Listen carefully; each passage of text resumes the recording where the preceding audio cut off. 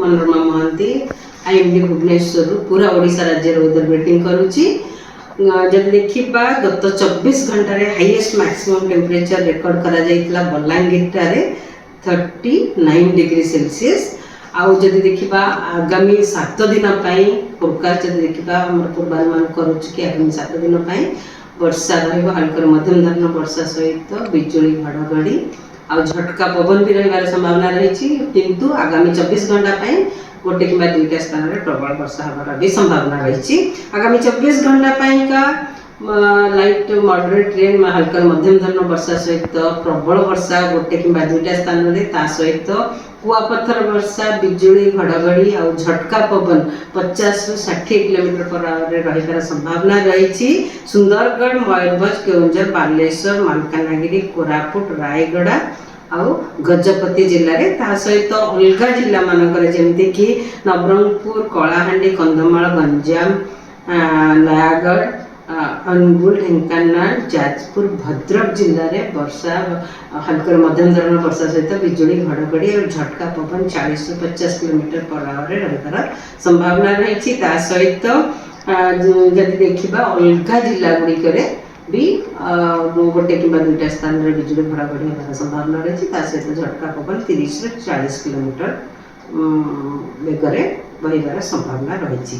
जब देखा काली फोरकास्ट काली भी हल्का मध्यम धरण वर्षा सहित गोटे कि दुईटा स्थान में कुआपथर वर्षा प्रबल वर्षा बिजुली घड़घड़ी और झटका पवन 50 ରୁ 60 किलोमीटर पर आवर रहिबार संभावना रही। जमती गंजाम गजपति मयूरभंज बालेश्वर एवं भद्रक जिले में ता सहित काली 4 तारीख रे हल्का मध्यम धरण वर्षा बिजुली घड़घड़ी और झटका पवन 50 ରୁ 60 किलोमीटर पर आवर रहिबार संभावना रही। केन्द्रापड़ा जाजपुर ढेंकानाल अनुगुल जिले में आ मालकानगिरी कोरापुट रायगड़ा कलाहांडी कंधमाल नवरंगपुर जिले में भी वर्षा सहित बिजुली घड़घड़ी झटका पवन 40 ରୁ 50 किलोमीटर पर आवर रहिबा। अलग जिला गुड़िक भी बिजुली घड़घड़ी होबार संभावना रही। वर्षा भी रहिबार संभावना रही हल्का मध्यम धरण ता सहित झटका पवन 30 ରୁ 40 किलोमीटर पर आवर रहिबो। आउ 5 तारीख रे जदि देखिबा 5 तारीख रे प्रबल वर्षा होबार संभावना नहीं। कुआपथर वर्षा होबार भी विशेष संभावना नहीं।